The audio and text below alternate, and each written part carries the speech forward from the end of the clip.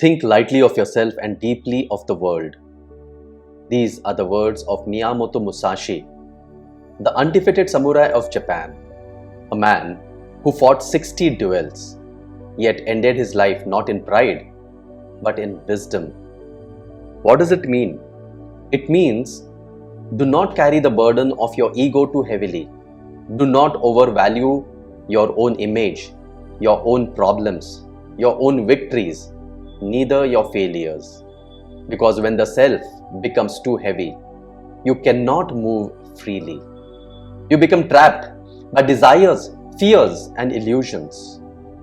But when you think deeply of the world, you begin to see the vastness of life beyond yourself.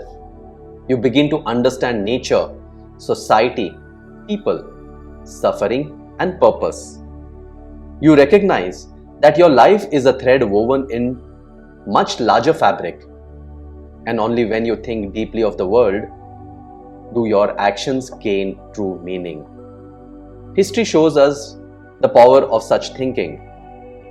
Subhash Chandra Bose lived not for personal comfort, but for Bharat's freedom. His very life was a sacrifice for larger cause.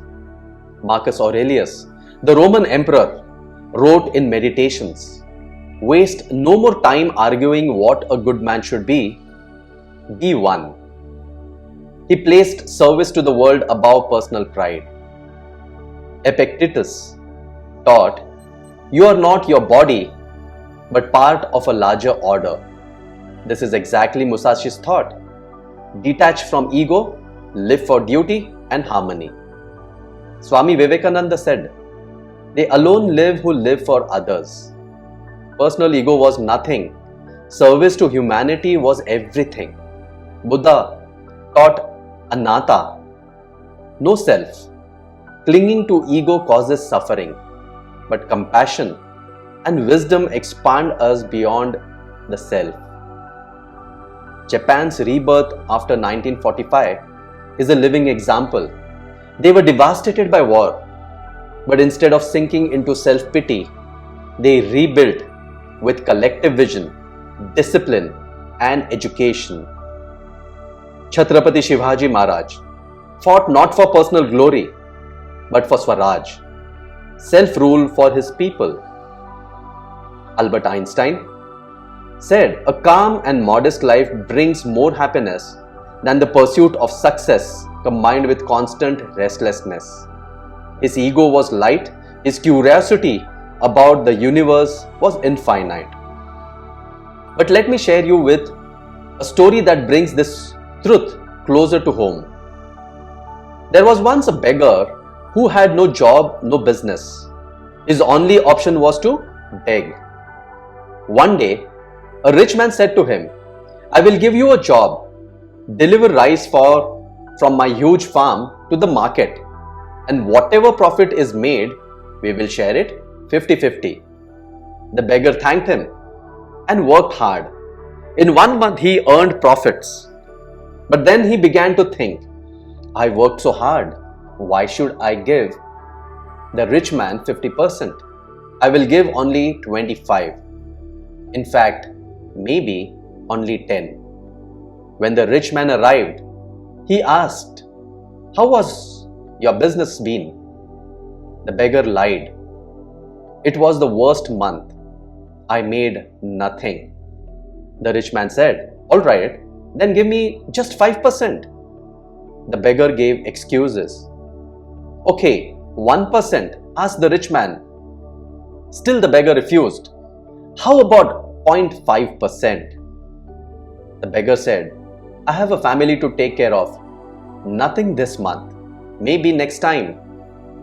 The rich man smiled and said, "I know you made huge profits. You can keep them this time. But I will call off this partnership and look for another." Suddenly the beggar realized his mistake.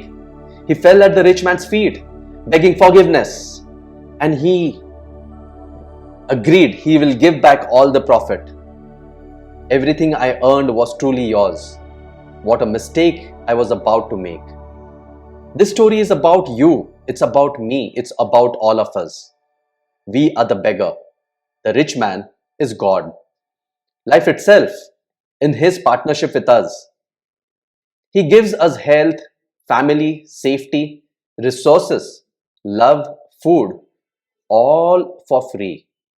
And yet, when profits come, we think it's mine, it's my efforts, it's my success, me, my, I, and we forget to give back.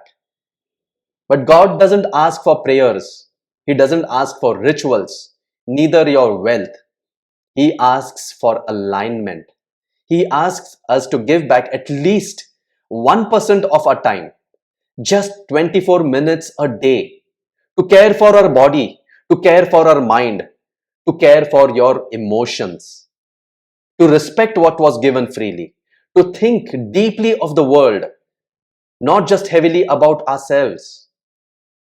India is now completing 78 years of independence, entering the 79th.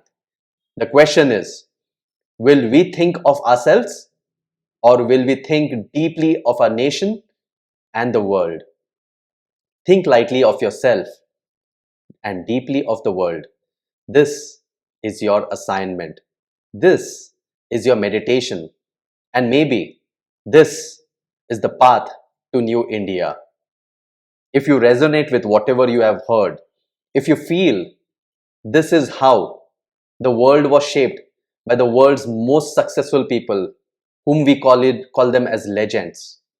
If you resonated on any of the ideas, the principles and the laws that are shared, subscribe to the channel, share with as many people as possible, and do not forget to practice what you have heard into actionable path for the next 7 days, for the next 1 month, for the next year.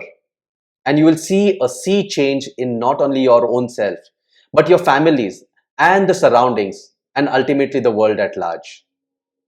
If you have liked this video and audio, subscribe to the channel, stay tuned, because at Digital Fitness Hub, we believe change is the only constant and it has to begin with self.